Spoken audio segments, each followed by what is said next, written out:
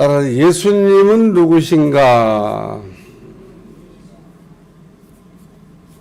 요한계시록 우리가 1장 1절에 보면 예수 그리스도의 계시라.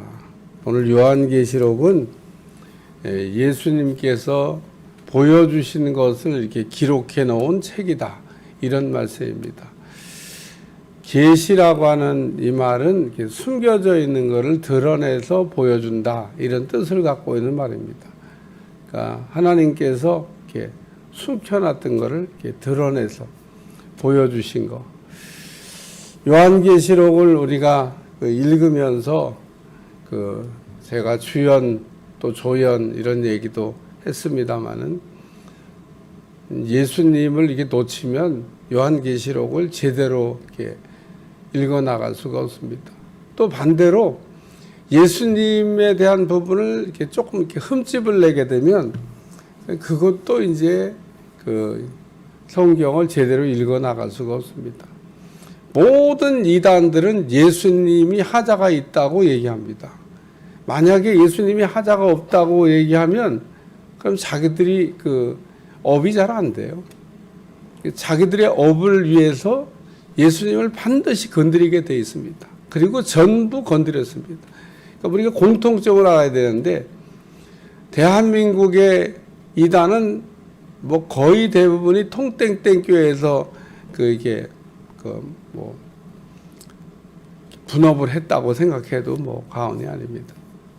그러니까 참 통땡땡 교회는 참 큰일을 한 거죠. 다 거기 가가지고 공부하고 뭐 이럴 것 같으면 나도 하나 차리자 그래갖고 나와서 전부 다 차린 겁니다. 그러니까 원조가 뭐냐 하면 통땡땡이에요. 그게 원조입니다. 원조. 그 사람이 또 원조냐? 그 사람도 원조는 아니에요. 그 위에 또 있습니다. 김땡땡이라고 하는 사람이 만드는 피가름의 원리라고 하는 게 있는데, 그걸 갖다가 모든 이단들이 이제 이론을 정리한 거죠. 그러니까 이게 뿌리를 찾아보면 다 내용을 알 수 있는데, 사람들은 그런 뿌리를 찾을 생각을 안 합니다. 공통점은 뭐냐면 예수님을 반드시 하자가 있다고 건드린다는 겁니다. 오늘 우리는 그렇게 하면 안 되는 거예요.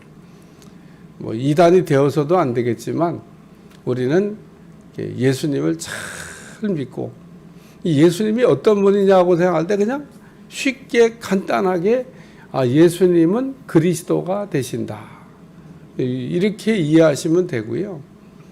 또 한 가지는 그 예수님의 구속 사역이 가진 하자가 없다. 예수님이 십자가에서 다 이루셨다 그랬으니까 거기서 마침표를 찍은 거다. 근데 모든 이단들은 예수님의 구속 사역이 반쪽이라고 얘기하는 사람들이 다 속아요. 어쨌든 뭐 속는 사람은 답이 없습니다. 그럴듯한가 보죠. 근데 오늘 우리는 그런 거에 안 속습니다. 오늘 여기 나 예수는, 그래서 지금 이 요한계시록을 이렇게 처음에 쓸 때 이 편지를 써서 소아시아에 있는 7 교회에 보내라, 그러고 말씀을 하셨어요. 그러니까 7 교회에 뭐 있는 건 아니지만 7 교회 말고도 그 당시에는 교회가 많이 있었어요. 7 교회만 있었던 건 아니지만 하나님께서 7 교회에 이렇게 보내면 주변에는 다 회람할 수도 있습니다. 이게 돌려볼 수도. 그 당시에는 편지를 이렇게 회람하던 시대니까, 그냥 편지 받으면 나한테만 보냈어, 딱 품에다 품고 절대 안 보여줘, 뭐 이런 시대가 아닙니다. 그냥 이게 뭐 이 사람 다 봤으면 저 사람, 저 사람 다 봤으면 저 사람, 뭐 계속 돌려보던 시대라, 나중에는 돌려보다 보면 아무리 잘 뭐 이렇게 한다 해도 너덜너덜해질 겁니다. 그러니까 이제 그때는 발달한 게 뭐냐면 필사입니다. 필사. 원본 편지가 한 장 오면 뺏겨 쓰는 거예요. 필사하다 보면 또 이게 글자가 조금 틀리기도 하잖아요. 어쨌든 안 틀리게 옮겨 적으면 좋지만 말도 이렇게 하다 보면 말이 틀려지듯이 필사도 하다 보면 성경 필사를 안 틀리고 하는 분들 보면 아유 얼마나 정말 그걸 쓰는데 신경을 막 했을까 그런 생각이 듭니다. 예수님께서 첫째 교회를 위하여 이게 소아시아에는 7교회를 얘기하는 겁니다.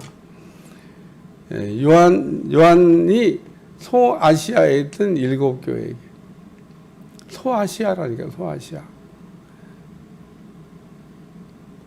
이런 것도 속이는데 속는 사람은 답이 없습니다. 그냥 이게 그 소아시아라고 저쪽 터키 그 근방에 있는 그 데가 소아시아입니다. 우리 지금 대한민국 근처에 있는 데를 소아시아라나. 난 도대체 사람들이 어리석기로 이게 자잔 그 하면은 똘똘한 것 같아도 한번 그러니까 영이 이게 고장 나고 나면 답이 없습니다. 여기가 아니라 거기 터키 근방에 거기 소아시아를 얘기하는 겁니다. 거기에 7개가 실제로 있어요. 지금도 가면 있습니다. 그 흔적이. 그런데도 무슨 대한민국이 무슨 아시아 무슨 뭐 아시아가 중심이 아니 한국이 중심이 돼야 된다고 생각하는가 봐요. 교주가 나오셨으니까 여기가 아시아다. 거기다가 또 뭐 과천이 또 뭐 뭐라마 과천에 바글바글 모여 삽니다. 그러니까 사람이 이렇게 그 한번 영이 고장 나면 고칠 수가 없어요. 고치는 게 안 고쳐지는 건 아닌데 고치는 게 쉽지가 않습니다. 사도 바울이 말하기를 영이 고장난 사람은 한 3번 정도 얘기하고 그만둬라. 그러고 얘기했습니다. 그러니까 하나님의 정말 지극한 은혜가 사도 바울도 뭐 하나님이 바꿔갖고 쓰시잖아요. 근데 사도 바울은 무슨 영이 고장났던 그런 분이 아닙니다. 하나님이 누군지를 잘 몰랐던 거죠. 그러니까 오늘 우리는 예수님을 이렇게 잘 알아야 되는데 그 예수님께서 아시아에 있는 7교회를 위하여 교회들을 위하여 이 지금 편지를 이렇게 썼다는 겁니다. 요한계시록은 그래서 편지입니다. 편지. 소식을 전하기 위해 쓴 편지. 박해 시대 때 도미치안이라는 박해 때문에 막 죽어나가고 있는 순교자들을 위해서 하나님이 주실 상이 뭔가라고 하는 걸 알려주고 그리고 배교하지 아니하고 신앙을 잘 지키라고 교회를 위해서 우리 주님이 이렇게 쓰게 한 편지입니다. 그 순교를 앞에 둔 성도들이 이 편지의 내용을 이렇게 뭐 어떤 경로를 통해서 이게 뭐 읽었다든지 혹은 들었다든지 그러면은 어땠을까? 이걸 하나 생각해 보면 되는 겁니다. 그러니까 이 교회들이 막 어려움을 겪고 있는데 그 중에는 그냥 나는 뭐 그냥 배교 그리고 쉽게 배교하는 사람도 있지만 배교하지 않기 위해서 몸부림치던 성도들도 있는데 그런 성도들이 요한계시록을 읽으면 어떻게 읽었을까? 자기들에게 주시는 말씀이라고 생각하고 읽었을 거 아니에요. 그러니까 이 요한계시록은 핍박을 받고 있던 초대교회 도미치안 황제 시대에 살던 성도들에게 주신 말씀이라는 겁니다.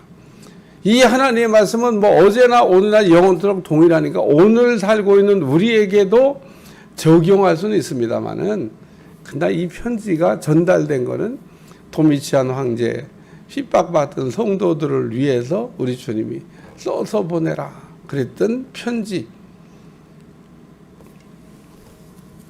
그래서 오늘날도 이와 유사한 어려움을 겪고 있는 사람들에게는 동일한 말씀이기 때문에 동일한 효력을 발생하고 동일한 위로가 될 수 있다는 겁니다. 두 번째는 사자를 보내요. 여기 내 사자를 보내요. 이렇게 내 자를 붙였어요. 이 사자를 보내서 계시록을 알게 하셨잖아요. 그러니까 율법도 보면 천사를 통해서 하나님이 전달하셨는데 오늘 이 요한계시록도 천사를 통하여 전달한 메시지입니다. 그래서 요한계시록은 보면 천사가 많이 등장해요. 예, 요한이 천사들이 이렇게 막 보여주고 뭐 알려주고 뭐 이런 거를 많이 이렇게 나타납니다. 그런데 이 천사에 대해서 결론적으로 말하기를 내 사자다. 내가 쓰는 일꾼이다. 그래요. 우리 주님의 사자도 있고요.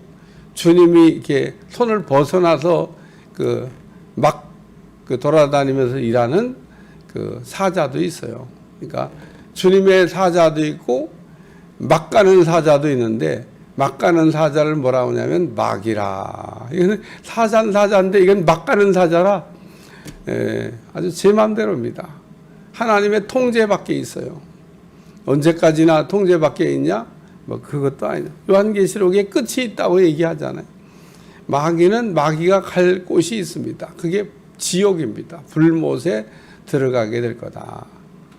가서 뭐 같은 동료끼리 그냥 사이좋게 그냥 불에다가 지져야 되겠죠. 그러니까 하나님이 무서운 불심판이 있다고 하는 얘기를 말씀하고 우리에게 있습니다. 그래서 여기 내 사자를 보내요. 하나님은 하나님의 손에 이렇게 붙잡혀 쓰임받는 사자가 많습니다. 사자 그러니까 또 이거를 문자적으로 해석해서 그 호랑이 사자 있잖아요. 뭐 또 그렇게 가면은 이제 그것도 이제 막 가는 겁니다. 그렇지 뭐 호랑이 사자 있지 않습니까? 호랑이도 있고 사자도 있고.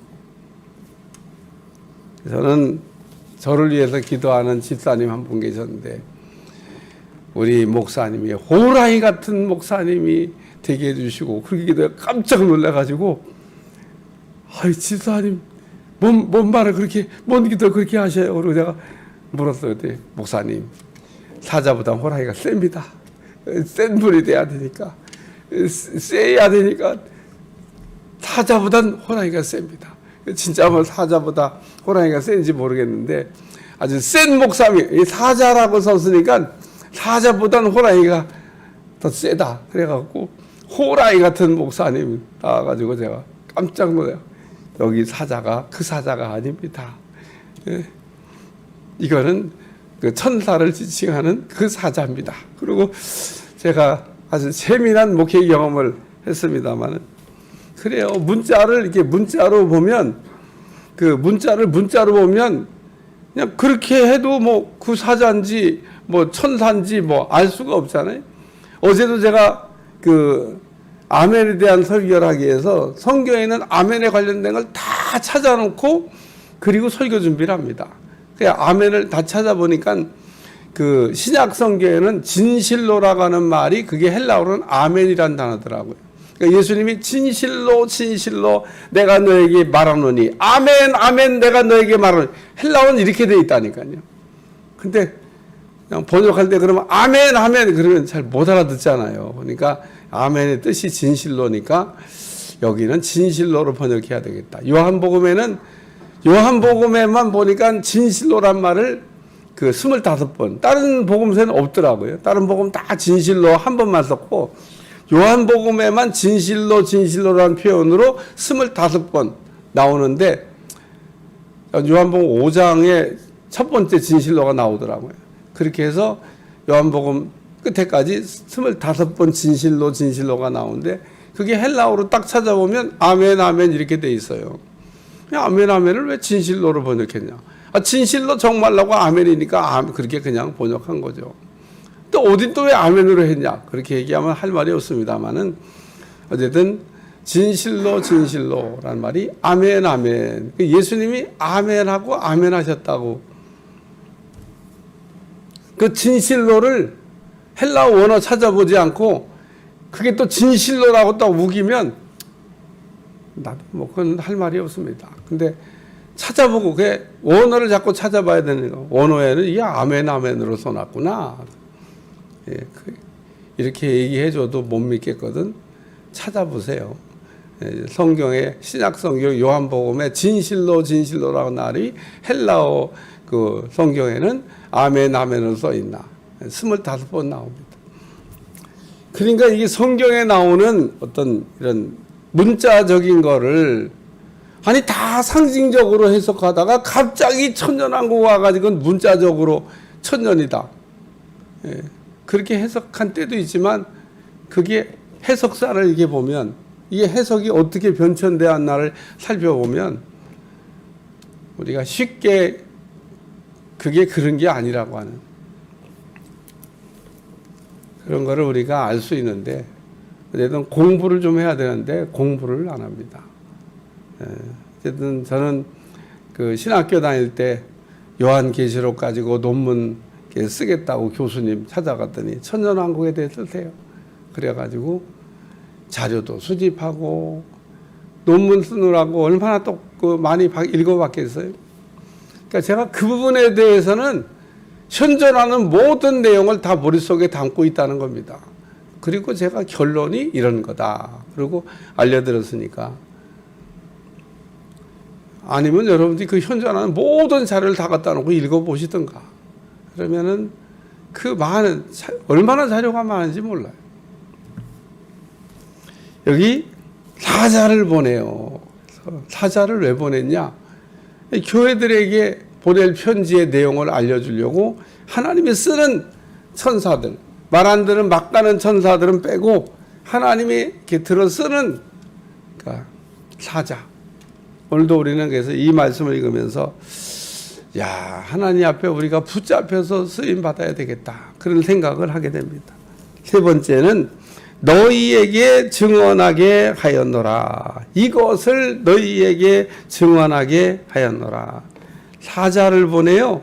이것들을 너희에게 증언하게 하였노라. 지금까지 쭉 왔던 내용을 얘기하는 겁니다.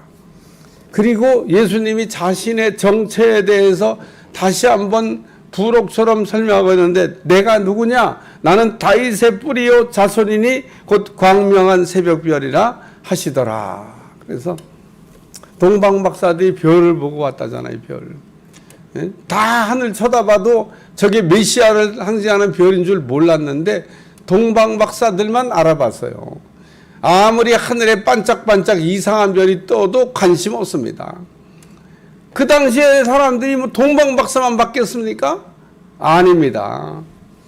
다 하늘 쳐다봤을 거고, 거긴 뭐 우리도 하늘 안 쳐다보고 삽니다만은 하늘에 반짝반짝 이상한 별이 나타났다 그러죠.